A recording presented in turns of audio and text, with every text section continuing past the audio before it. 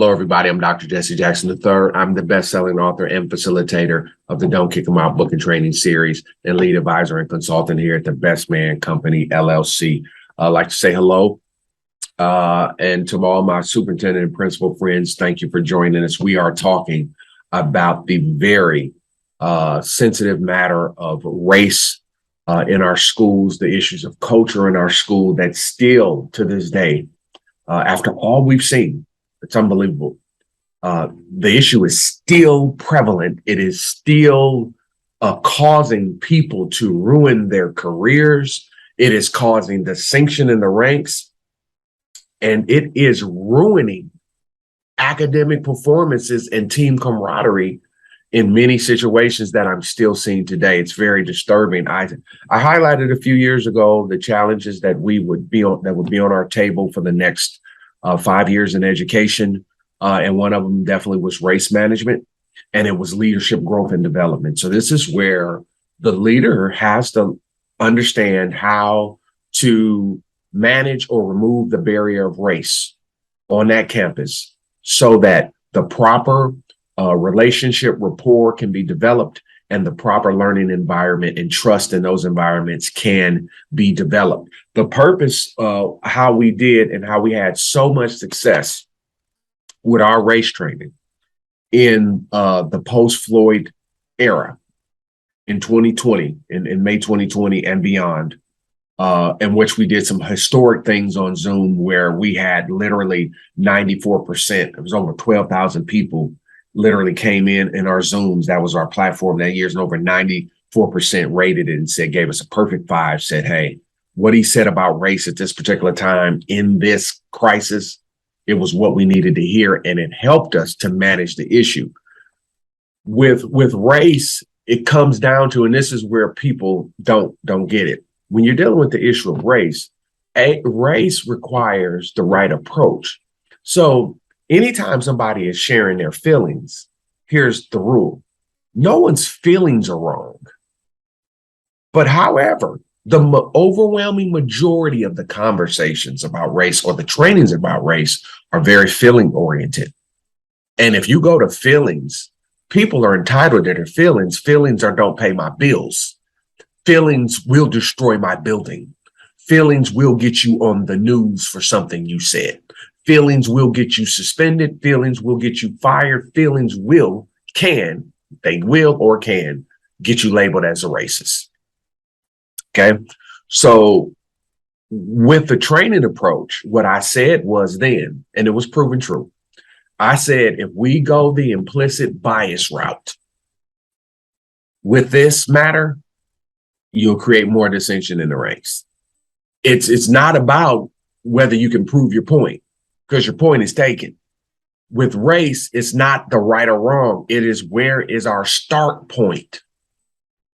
If you start at the wrong point, you're going to always hit the wall. We're trying to be right or wrong. Well, Dr. Jackson, I don't agree with that right now. Well, when is the right time? They don't get it. Here's the deal. I'm discussing race, not in my community. I'm discussing it at work. Everybody say at work. Say at the job. This is why this has become the mandatory critical training. It's just mandatory critical. If you are a school administrator, you're running a building or a district. I am literally, if you're talking about something that has to be that you need an advanced level of understanding about it, it is the issue of race and diversity. And it is different in different pockets. You're talking about black, white, brown, community differences. There are things that we have to understand. And the first step, why we have had so much success on this sensitive topic that really can blow a company up, is because we understand the first step we're going to take is we're not about to compare black, whites, closing gaps, differences between black and whites, black and brown. We're not going to go the skin color route, because that will always lead us to a wall. We have history and data that prove that. Where's the first place we start? The place I start is where I know we can always get gains and move the wall. Building healthy, trusting peer relationships, meaning let's look at building the dynamic of trust between the adults first. Let's get an understanding. What we're trying to do is build that with kids, but we don't have it with the adults. So here it is. We think we have a good rapport with the kid, and a lot of us do. We don't have it with our coworker, and there's dissension and tension in the building. We're coming up on an election cycle again, which can divide the entire building. I've seen it. So right now, if it's 2022, I have probably lived. My first election was 08. So 08, 12, 16, 20. I've seen 4 election cycles, and I've seen 3 of those 4 destroy a building. I saw it with my eyes, pull the staff right apart, right? So what does that mean? That tells you there are do's and don'ts. There are rules to this. There is an appropriate way to address the issue of race in a school workplace environment. It must be training, must be guidance. There are no opinions. You are entitled to your feelings, but we're at work. It must be structure. Poverty has one kryptonite: structure. Race issues have one kryptonite: order. It must be order. It must be order. When you're dealing with diversity issues, there must be order, structure. That comes from training. This Cultural Awareness Institute, first of all, it's probably one of the things I'm the most proudest of in my career, because I've been doing race trainings for some time, but when I had to develop the Cultural Awareness Institute, I did it in the middle of a pandemic. We did it in the middle of civil unrest. People needed answers. I had to create some new content because of what I was seeing. I needed people said I had to tell them how to deal with it at a school, at their job, not how the way we're dealing with it in the community or things like that. At your job, how is this working? What's appropriate? What's not? And so one of the things that we discuss in this Cultural Awareness Institute is how to professionally address race at a school. What are the differences between race and social class? Issues, and they're not the same, and why you should never compare them. You'll regret it. That era is happening every day, and social class matters, man. I'm trying to tell you, most of race issues start at social class and then work back to skin color, and people don't get it. They think they do, but they don't. You gotta literally peel that sucker down and show it to people.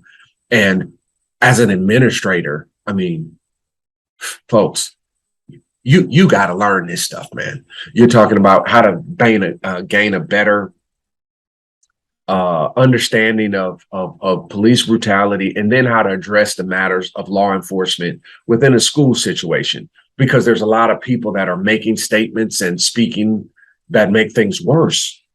Right. And then we've got to understand this stuff. This is not opinions. This is business. And in this environment, this is what we have to do. Don't wait till the next incident comes up. You get trained now. You, the administrator. Most thing I'm proud of is so many administrators start coming to the Institute by themselves. It was online, right? They were coming alone. They were bringing their admin teams. That's the greatest respect you can show, because what they said is, I need help. There's nobody out here laying this stuff out the way I am. What they're doing is having discussions. When you come to my training, we're not having a discussion. This is instruction. Like in my Fight Prevention Institute, I'm telling people what to do. Well, how can I tell people what to do? Because it's what I'm doing. They say, how does he know this stuff? He's outside. That's what they say in the street. He outside. I'm in the field.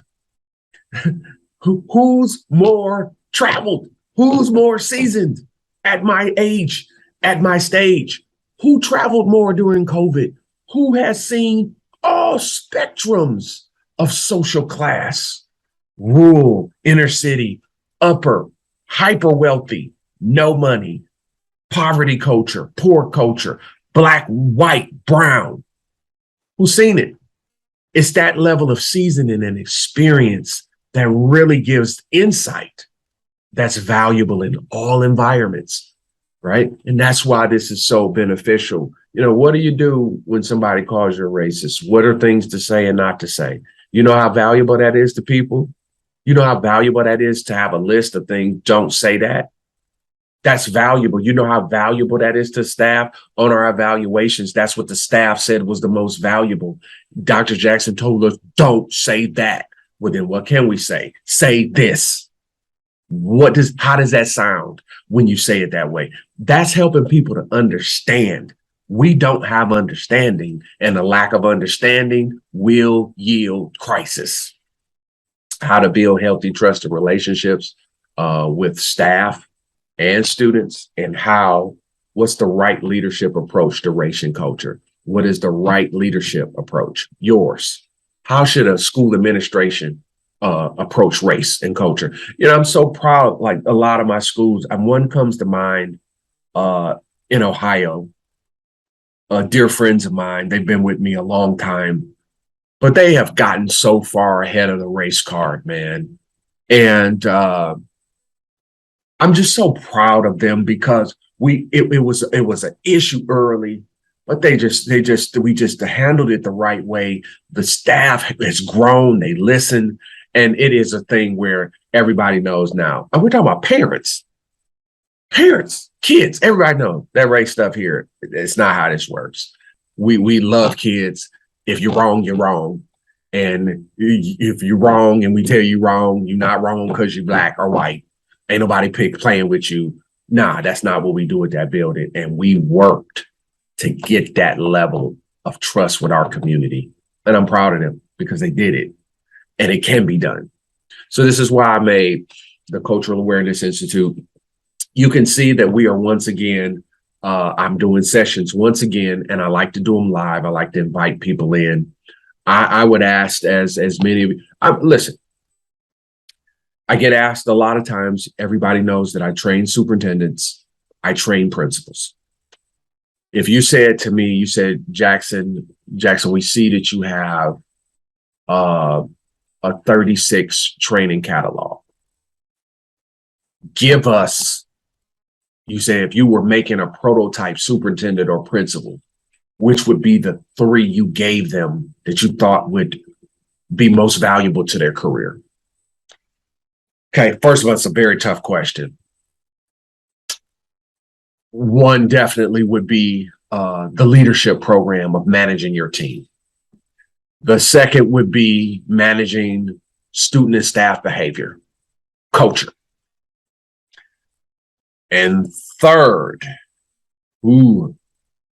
without equivocation, it would be how to manage the issue of race and culture.